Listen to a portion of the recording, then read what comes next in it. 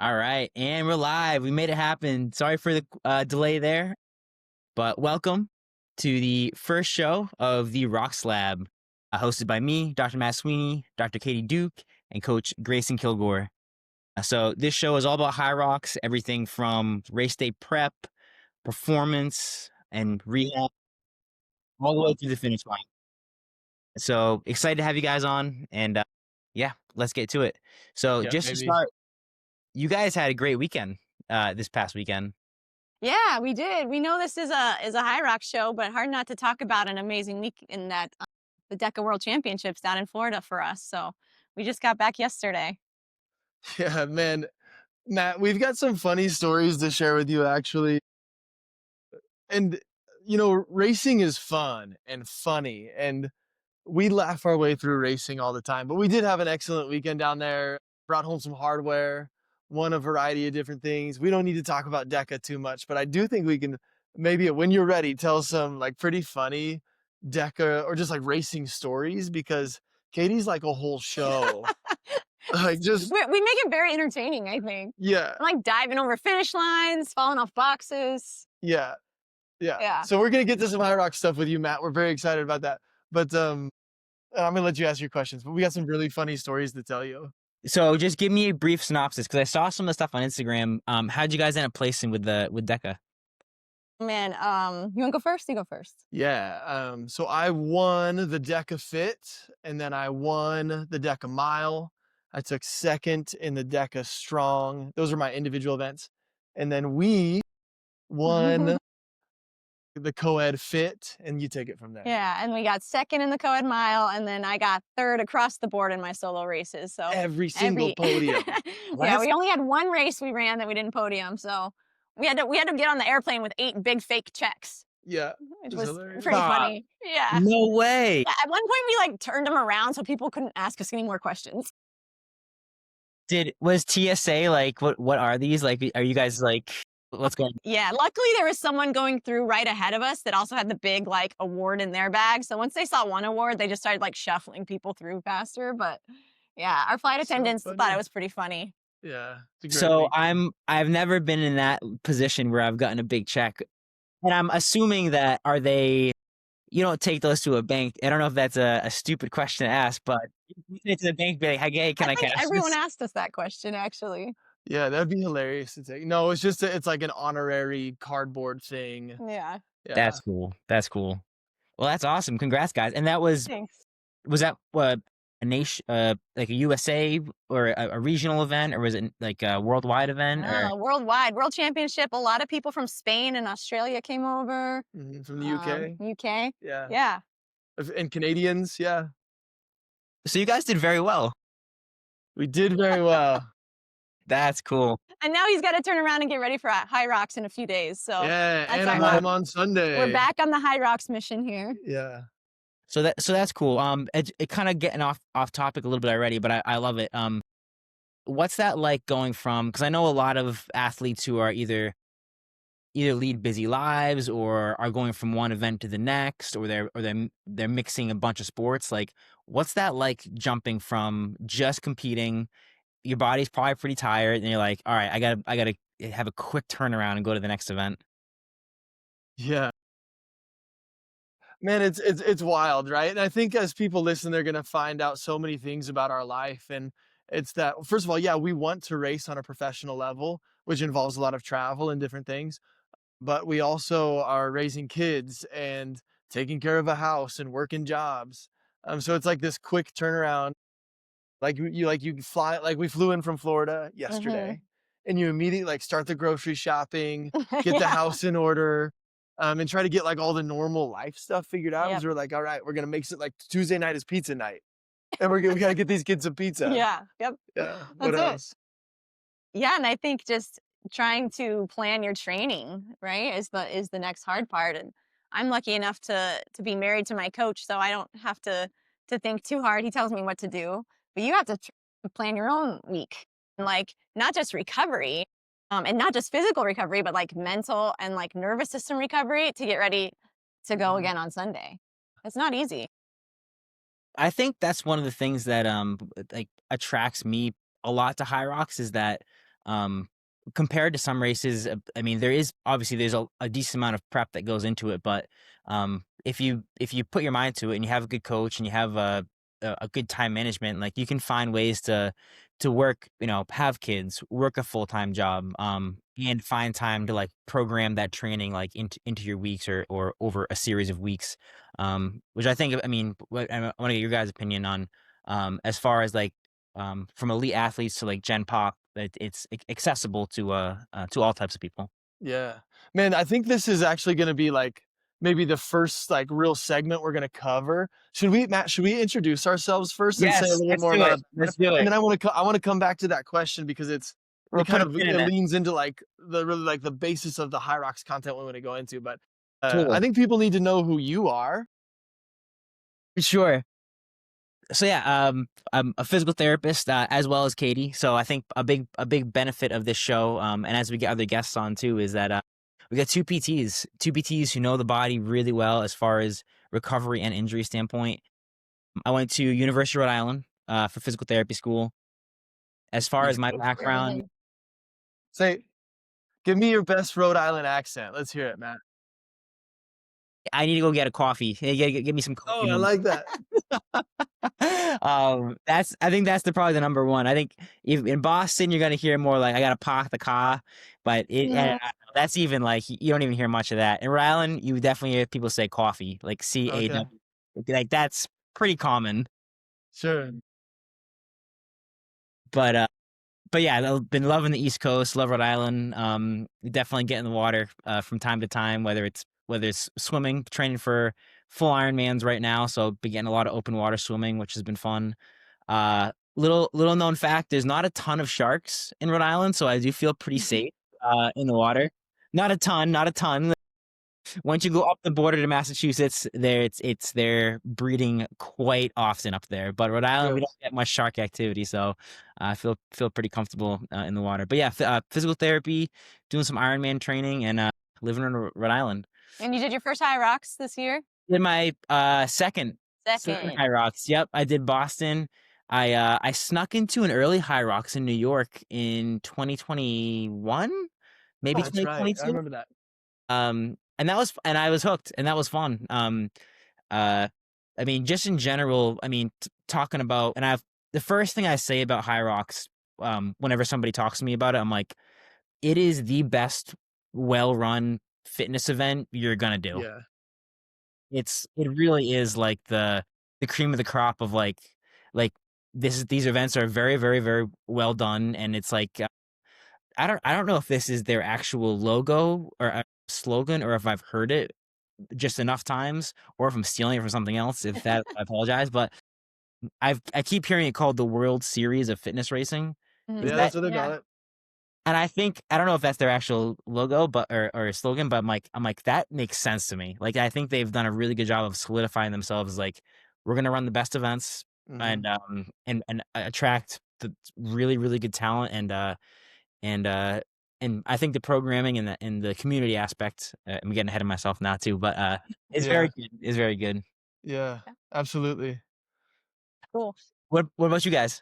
Yeah, so my name's Katie Duke. I'm also a physical therapist. We're in Boise, Idaho. I played Division I soccer, University of South Carolina, and then No big deal. no big deal. Just a little school on the East Coast, not a big deal. And She would never try to make it sound like a big deal until I, as an individual who would have died to be a D1 athlete, bring it up like, yeah, you were like a high level soccer player. That you like you don't talk about it now. No, the people who should care, like my kid who wants to play soccer, they don't care at all. So I don't like trust You can me. I care know what I'm less about talking where you about. played soccer. The rest of Yeah. us are like, that's a big deal. Continue. And then after college, I got really into I started marathons, half marathons, trail running. Eventually led me to Spartan racing, which led me to DECA, which led me to Hyrox. And we're pretty much all in on hybrid racing right now. It's so fun. We're pretty hooked. Yeah. It really is. I love it. And like I've talked to you guys before. For some reason, I love that you guys are from Idaho. I'm like, is Idaho just to me? I'm like, oh, that's so cool. They're from Idaho. It is really cool. Boise's the best. Tell us what you think, like when Idaho comes through your mind. Potatoes, just potatoes, Just potatoes. just potatoes.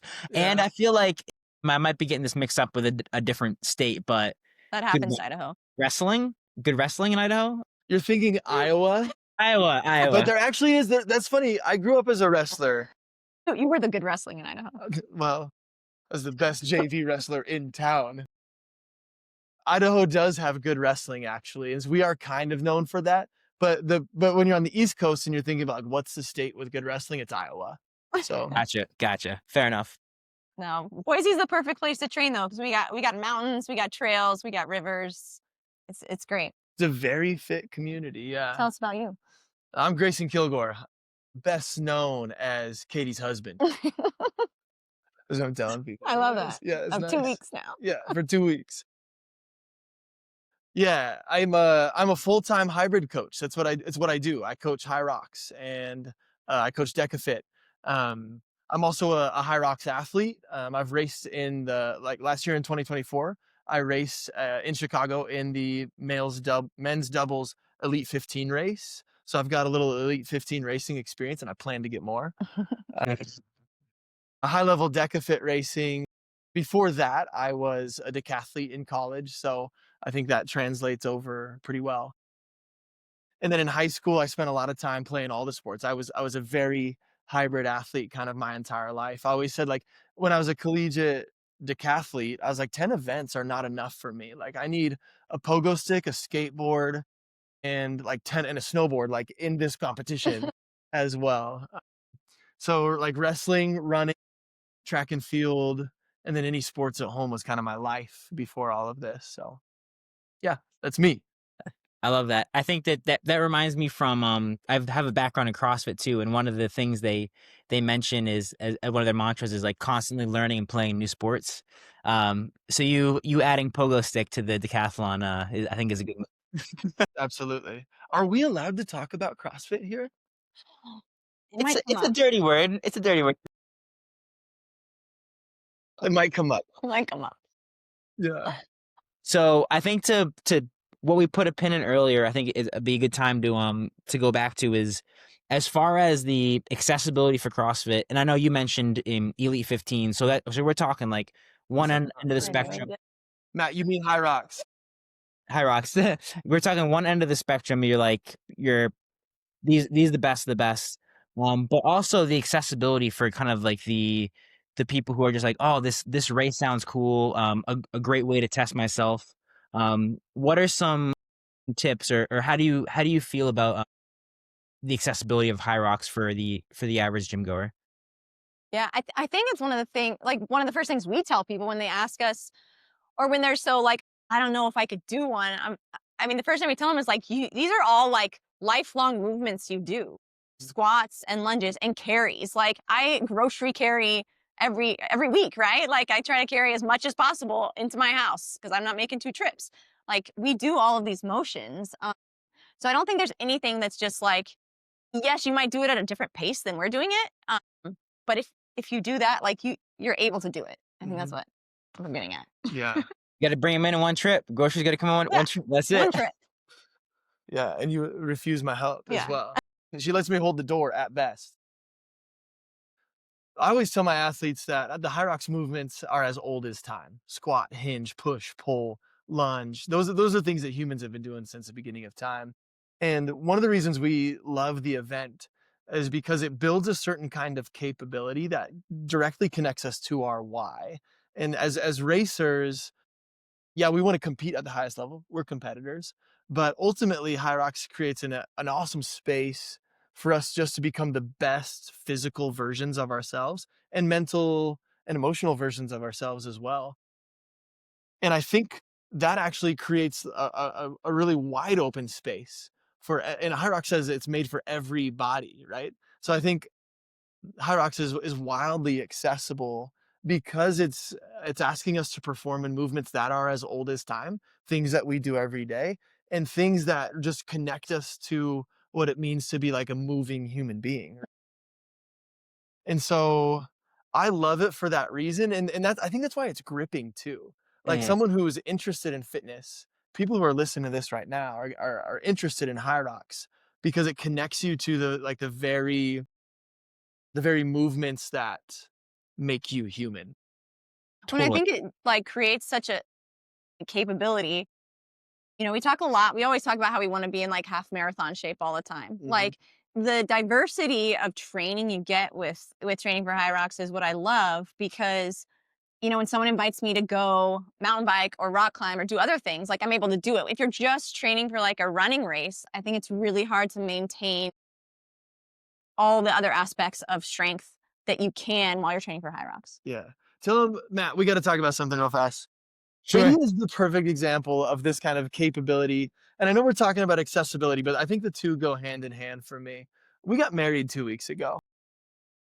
Big congrats. Big congrats, guys. Thank Thank you. you.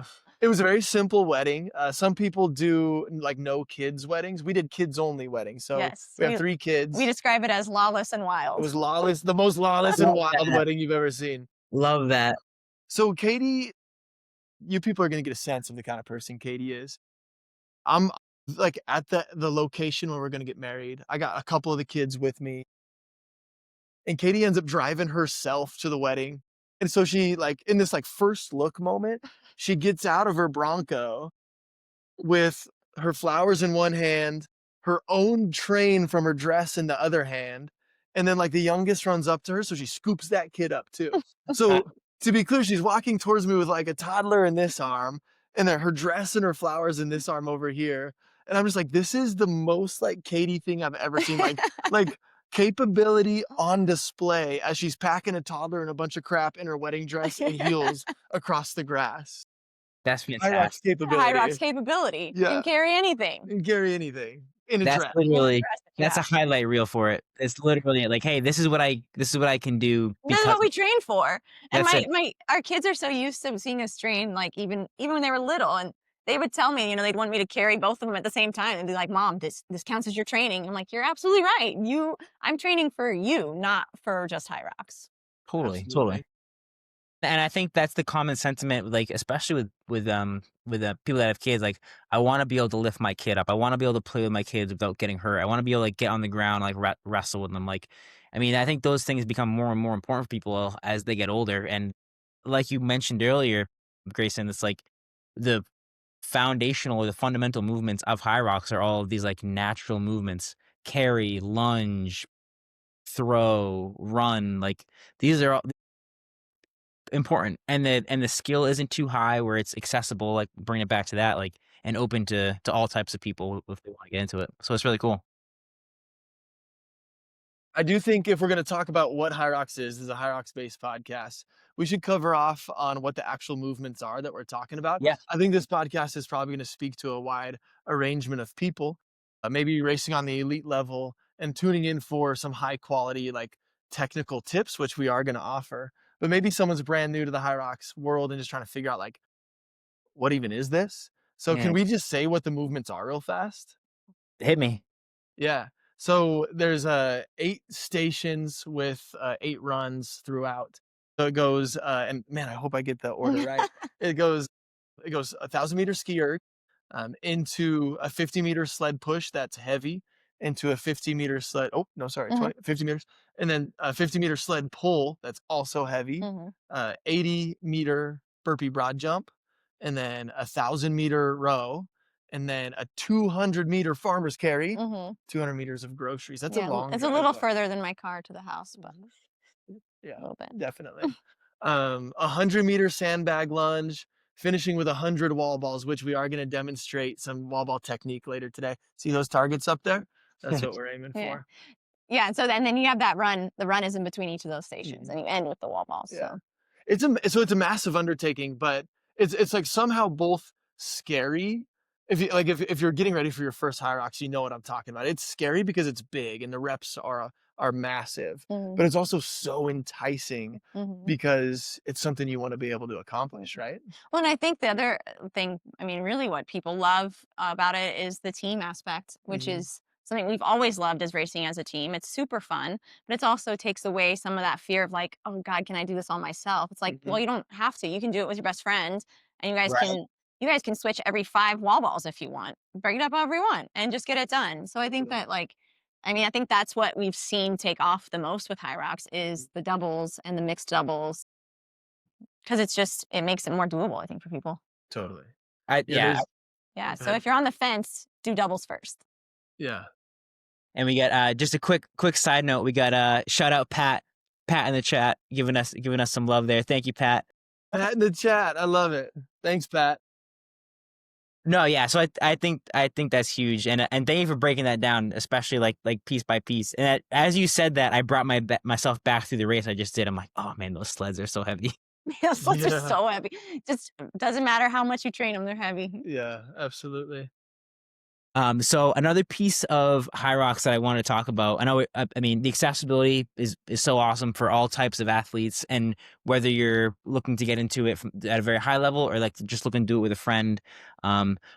So a side point on that, if you're looking to get into your first event, like, oh, okay, this sounds interesting. I want to test myself. I want to see what would be your first steps? Like, should you, what kind of training, what kind of undertaking is this?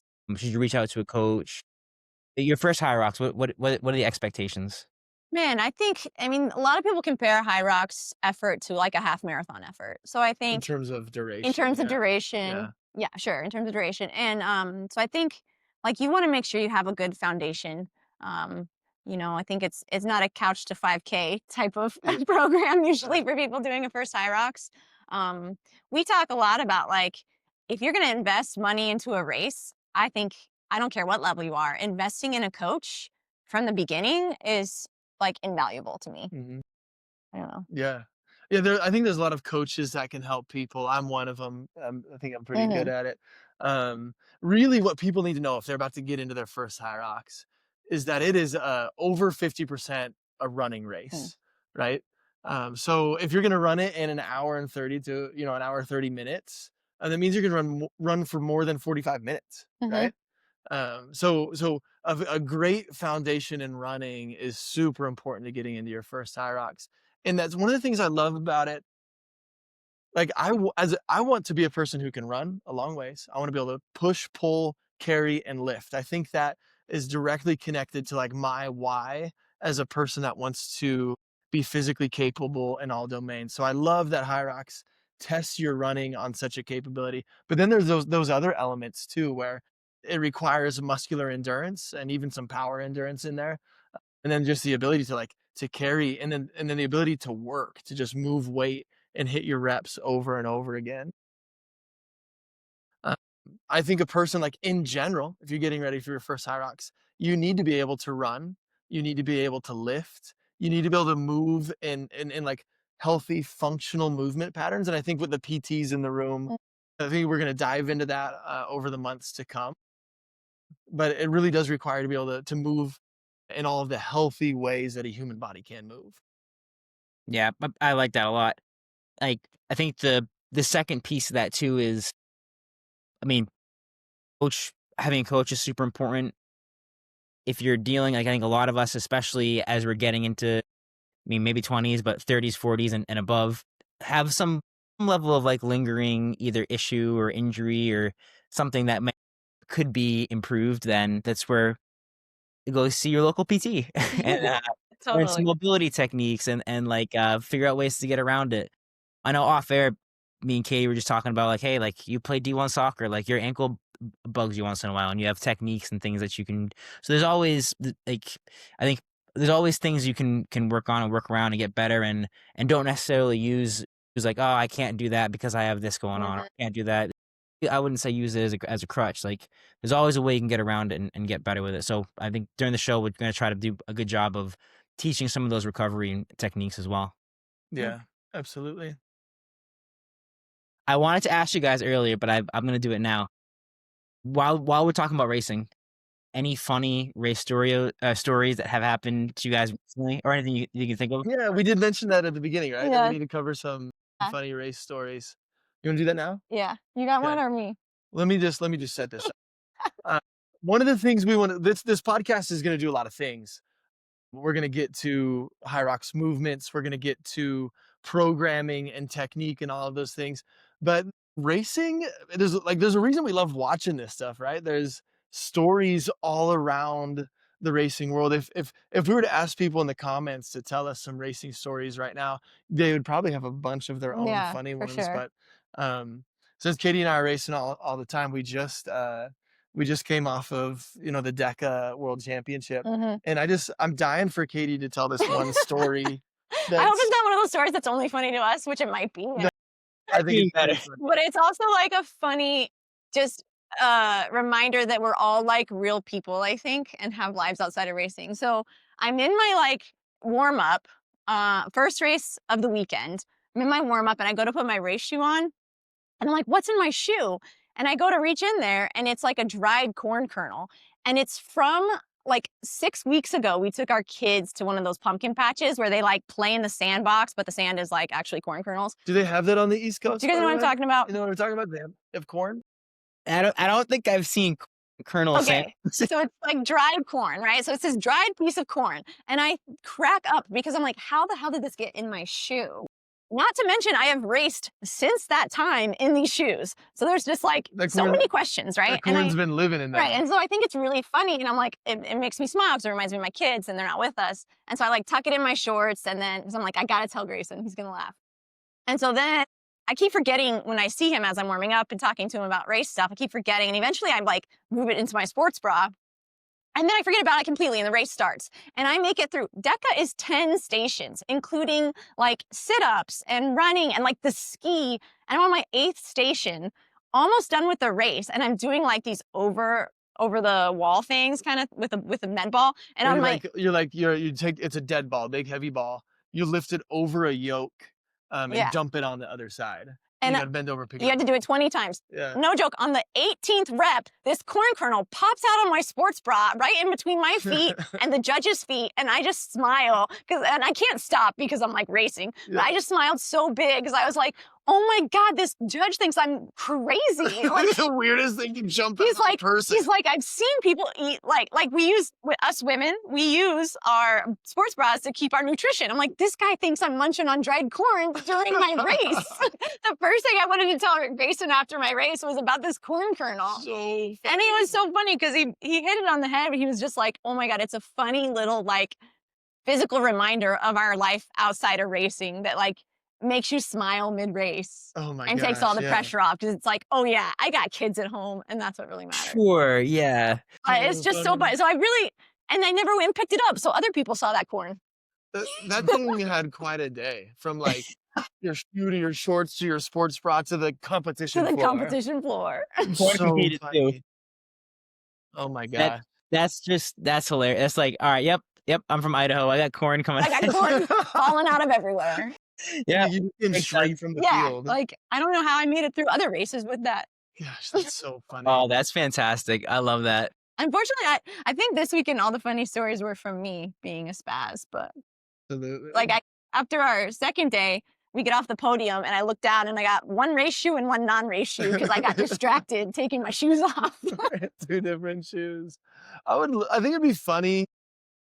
You know, eventually as the show goes on, we should pose some questions to listeners and eventual listeners saying like, has this ever happened to you? Or do you have any like funny stories that happened mid-race? Like wearing 2 different shoes and not knowing it, or like one of my favorites. Okay, can I tell the diving story? Oh, sure. We got time for another story, Matt? Yeah.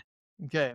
So Katie's wildly competitive. And for so many races this weekend, she would show up and just be like, I don't know how I'm going to do. I guess we'll just see. As if she was like a very flippant and casual racer. Well, during one of the races, she was like close to like, she's fighting for a podium position. And she finishes her last rep and there's a short run to the finish line. And it's like, she's like neck and neck with another person. And Katie, I'm like watching and cheering. Next thing I know, and it's a concrete floor and she just dives head first. And she dives to the point where like, it's not just like, so she's reaching her hands out because her timing chip is on her wrist for this race. She reaches her hands like Superman style across the line and like literally like hits chin first on the concrete. And then you think, you know how like in football or different sports that are on turf, there's like a slide that happens with a dive? No, have you ever seen one of those like when the kids have like a sticky hand, you fling it out the window? That's exactly how Katie hit the floor. She just chin first and then just like sticks to the floor and stops. No, I'm used to soccer fields where you slide forever. And I just dead stop and laid there. I didn't move. Just sticks to it. And the whole world like freezes for a second. And then you just straight box jump over the barrier. Yeah, because we thought you were dead. She just laid there with her face down on the concrete like she just killed herself in the finish line. Did they happen to get like a good photo or video? They got of a that? lot of photos. Yeah, we'll send it to you. We'll send Let's it to you. go. Someone sent it to me like broken down second by second, and I was like, "Oh, That's that's unreal. embarrassing." But Does it look really cool? sure. And then I remember I'm almost 40, and I'm like, I shouldn't have done that. It reminds me of I don't know if you guys are hockey fans, but the Bobby Orr dive when he dives out, he's completely horizontal in the air. Horizontal. Oh man, that's funny. That's your Bobby Orr moment, Yeah. which is cool. That's awesome. I think we don't get as much hockey out here in Idaho. I think that must, It's we it's have a kind of really small. Yeah. We have a semi-pro team. We need to study up on our hockey. We had another question from Pat, which I think will kind of lead us into the technique. Pass, is Hyrox done on special equipment? Well, we're about to show you a little equipment here. I think mostly the center equipment is really become like the brand for Hyrox. The exclusive brand. Yeah. So that's what's a lot of the stuff. That's like the highest quality. Like that's what they're using at races. So like if you're looking to get equipment that's like, and you're trying to mimic the race, that's probably what you want to look towards. So the center equipment is CENTR. I think is that the spell? Yeah. But we'll show you some now. I think so one of we want to have each episode either have like a PT tip or a technique tip, something you guys can take away. So Greyson, I know we want to talk a little bit about some pacing strategies, which I know for Hyrox is a very important thing to talk about, because if you mess this up, this is where you can have a really bad day or a really hard day. I'll put it that way. Yeah. Yeah, absolutely. Well, I think it makes sense for our first show. If we're going to give some very practical tips for people who are getting into Hyrox, the first thing you need to know, as Katie has said, it's a long race. It is an endurance event. And anytime someone gets into an endurance event, knowing how to pace the event is really step one for me. We can, a lot of people are going to come to Hyrox knowing how to lunge, knowing how to squat, learning how to do the wall balls. Pushing something and pulling something are pretty natural movements. But where people can really screw up in an endurance race like this is by going out too hot. And everybody does it, right? Yeah, everybody. So actually, in your first race, I'm going to say you probably are going to start too fast. But I think it'd be helpful to explain to people like what makes a person a good hybrid athlete and a great Hyrox racer is the ability to move as fast as possible, but as efficiently as possible. So when I coach this stuff, I say like, we're trying to be smooth and quick with the least amount of contractions as possible. And I think what I mean by that is like, we don't want to be using energy that we don't need to use just. Yeah. So being efficient. Katie, talk like for a second about just like in terms of like put like effort to give into the race. What does that look like from start to finish, or what would that look like for an ideal race? Oh, that's a good question. Well, I think for me, I know my strengths and weaknesses, and so I think I know where I'm going to push my effort a little bit, like which stations I'm going to push a little bit more on. We call it, I mean, really, Hyrox is a threshold run, right? Threshold workout. So meaning you're at your like higher end heart rate, but something you can maintain steadily the whole time without ever actually like dipping over that red line. So it's not like a VO2 max. You're not trying to go all out in a station and then recover on runs. Like really, we're trying to kind of like be steady the whole time. And really with the stations, you get to kind of use different muscle groups and different systems throughout the stations. And you can talk more on that since that's kind of your specialty as a coach. Yeah. But so I think that's an important thing. I think where we see people really like, fade out is they want to punch the first run because they're excited. And so now you've tapped into this like different system and where you're sprinting, but you still have an hour or more left of racing. And so it's hard to recover back and still be able to be competitive and run the pace you want to pace. Yeah. I think a great way to visualize it is kind of like this. In the running world, it's just like pure running. They talk about how that your best races happen when you negative split, Mm. and what negative splitting means. And Matt, you probably know what this means because you're a triathlete guy, but and a runner. But a negative split means essentially if you were to run a 5K, 3.1 miles, your first mile is your slowest, and your last mile is your fastest, and that you kind of ramp up intensity as the race goes on so that you can finish faster than you started.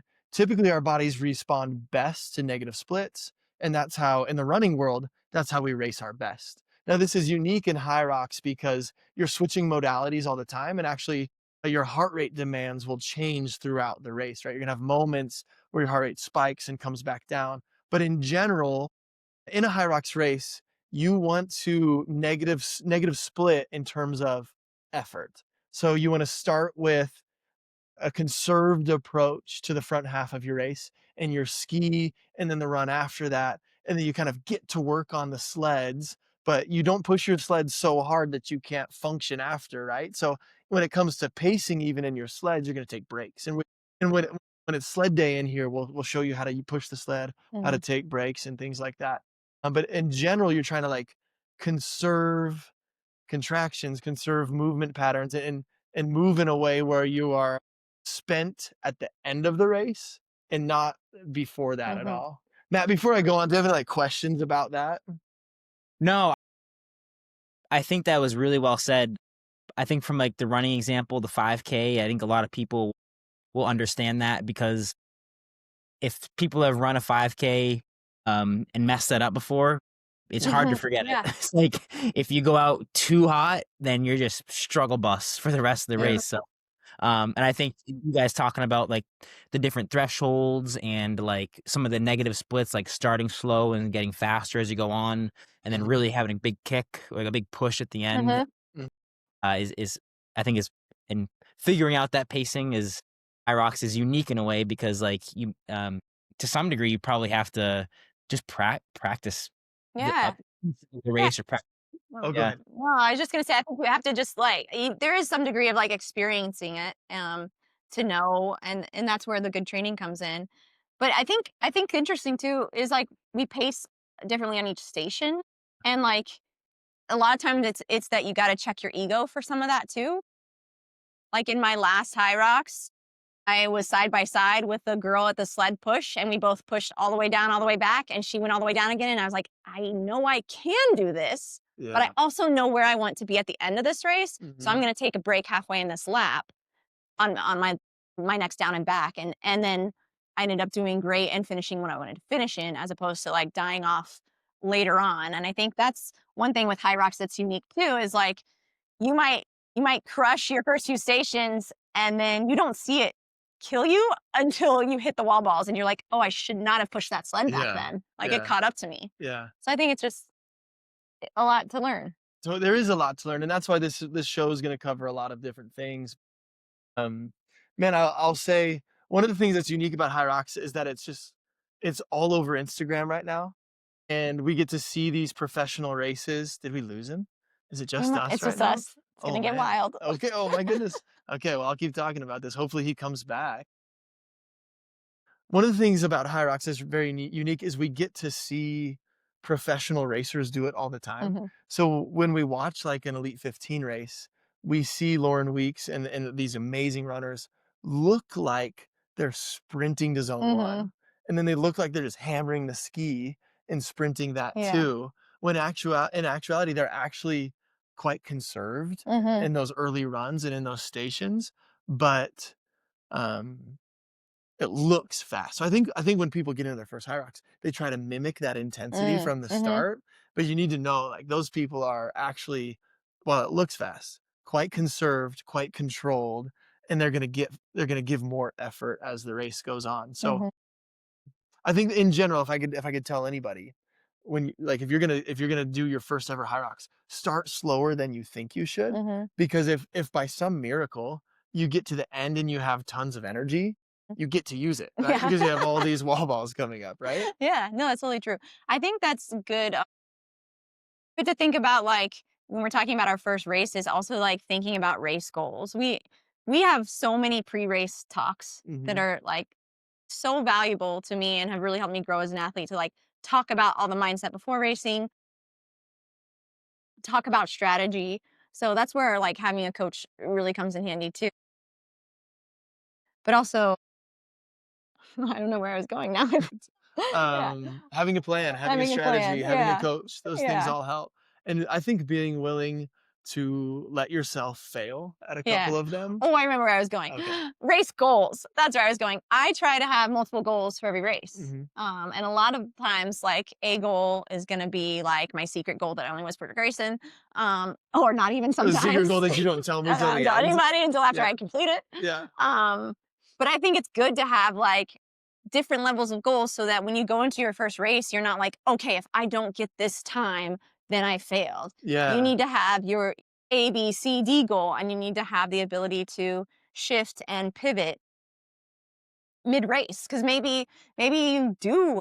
I mean, we'll talk about sleds more eventually, but Mhm. maybe you do get a sled that's just like not moving that day, and that happens to everyone from Lauren Weeks down to like age groupers, Mm. first timers. Everyone can have a day where they're in a lane that the sled's not moving as well as they want it to, and I think being able to be prepared to pivot to your next goal mid race is really really important for your first Absolutely. race. So giving yourself some grace with when and how you finish is super Mhm. important. Absolutely.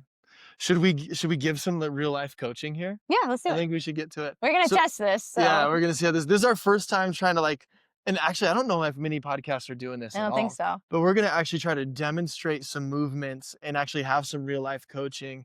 And I think we're gonna start with the wall balls. Let me grab one of these. Yeah. Not the extra um big one. and we're Let gonna me go we're back. gonna roll this rolly desk that I borrowed from my clinic. Yeah. I'm gonna roll a little Okay. closer. Roll the desk over and then bring the light too. Hi Matt, you're back. Hey, I'm back. I'm back. Um, It's okay, Sorry you about the missed quick it. We break had there. great conversation while you were gone. It was awesome. Okay, we got a little bit of the target in the shot. Might be tricky to see. Yeah, back up a little more. Back up a little more. Okay. You're gonna bring that light over here too. So lighting is good. Matt, I'm glad you're back. Excited Pat, to see check you it out. guys. Here's your first piece of center equipment we're gonna highlight today. One of the things I'd probably buy first if I was getting into Hyrox, this awesome medicine ball. This is the men's pro weight, which is 6 kilograms. No, is that right? No. Nine Yeah, nine kilograms. It kilograms. always confuses me the way that it's on there.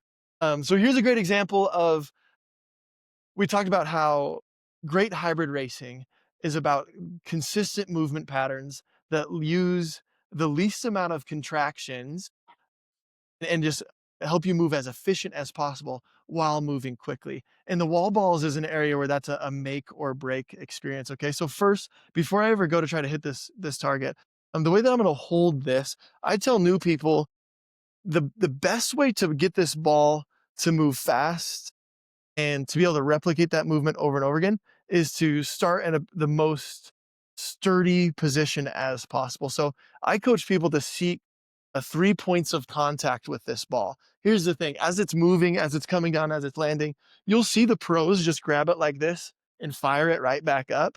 But I think sometimes when you're brand new, it might spin out of your hands weird or it's hard to catch. So I tell people sometimes I'll straight up start by using my chin as my third point of contact. So I'll catch it, lower it here, and then shoot it off like that. A great tip is to keep your thumbs pointed towards yourself, fingers towards the sky. And so whether your chest is your third point of contact or your chin, it's way easier to grab the sucker and hold on to it if you can catch it and control it before you do your squat and fire it back up. Katie, anything on that? Oh, it looked awesome. Looked awesome. Okay. So when it comes to breathing, though, so this target's way the heck up here. Let's see. Can you see me if I'm over this way? Matt, can you hear me? Okay. Yep, I got you. Okay. So one thing that I've found, if I'm looking up at this target the whole time, my breathing actually gets strained because I might stress, my airway a little bit. And so I've got to figure out how to rep quickly while also relaxing at the same time. And Katie has a technique where she she tries to use her arms more in her first 20 reps than her legs because she's trying to like give her legs a little bit of a rest. But for me, if I'm staring up at this sucker, I might actually lower my chin a little bit and actually use my chest as my third point of contact, just so that I can relax my chest and my shoulders and actually take a breath before I fire off my next rep. Wall balls in general take, 3 to 7 minutes for most people, right? You're going to be there for a long time. You've got to be able to breathe. So let me show you before I even get my legs into this movement. Katie, you want to point that thing up so we can see the target a little bit better? Okay, I'm not even going to do the full squat. This is a great way to drill your catch and release. I'm going to come here, hit the target, and just practice getting some reps in with my fingers pointing towards the sky, using my chin as my third point of contact, and practicing absorbing and catching the ball.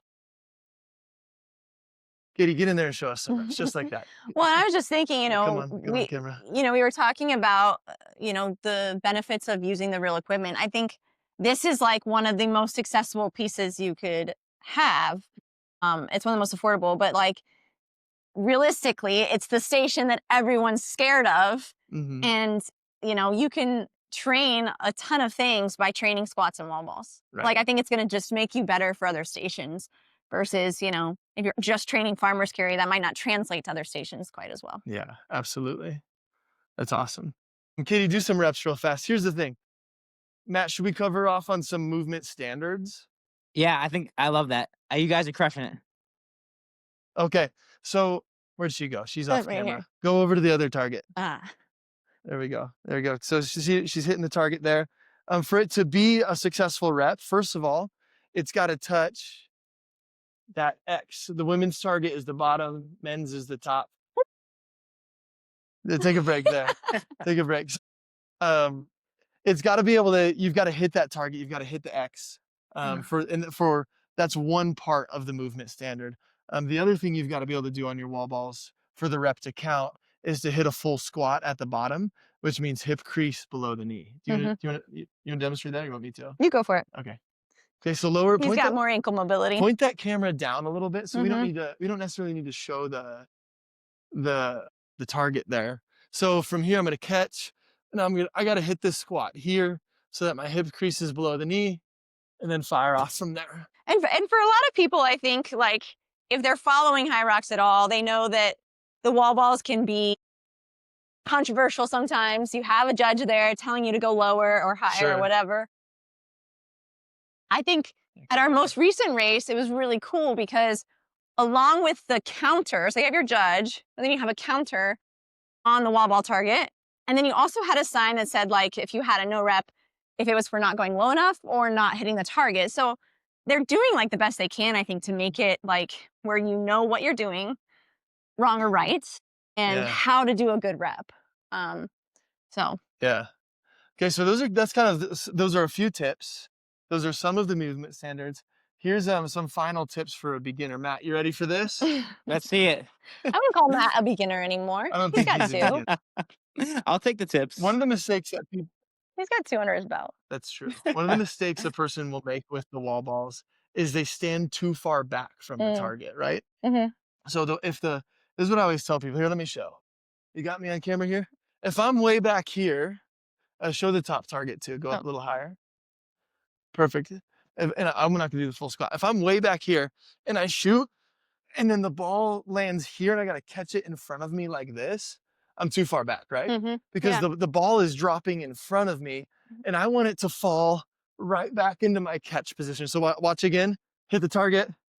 Yeah, I'm catching here, right? It's gonna bring all your body weight forward, and then you're fighting the momentum of this ball. Yeah. And you can't get back down into your squat. It gets you kind of into this hinge position. So I'm gonna come a little bit closer, and so I want to be under the target to the point where the ball lands right back in my firing position every time. Yeah. You want to show a few? Sure. Do you want to talk about any sort of like workouts to get better at this right now, or is that for a later date? I think we can. Keep going. I'm going to show the bottom of this squat real fast. So see how she's catching she's catching where she can just reload and fire again without having that ball hinge her forward. Perfect. That's good. Thanks, Katie. Yeah. So positioning under the target is super important.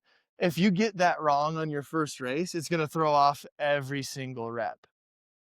Yeah. Yeah. So I would practice. I think our first training tip, if you're practicing efficiency, do some reps where even you may not even be doing the whole wall ball. You can just use your arms, get close enough to the target to where it's falling back down to the same spot every time. And then going back to our pacing conversation, as you're doing your reps, practice breathing, Mm. practice relaxing. Like, okay, so what are muscles that I'm stressing right now that I don't need to be flexing and stressing and contracting? And then figure out how to relax those muscles and just move as efficiently as possible. Yeah. That might be a great tip for like everything you do in Mm-hmm. Hyrox, but I think it's really important in wall balls. Yeah. Very important. Do you have any questions about wall balls for us, Matt? Are you good? You guys have done an awesome job demonstrating it and explaining it, and I've learned a lot today. Um, I'm gonna let you guys wrap it up, just in the case that my audio is not coming through very good.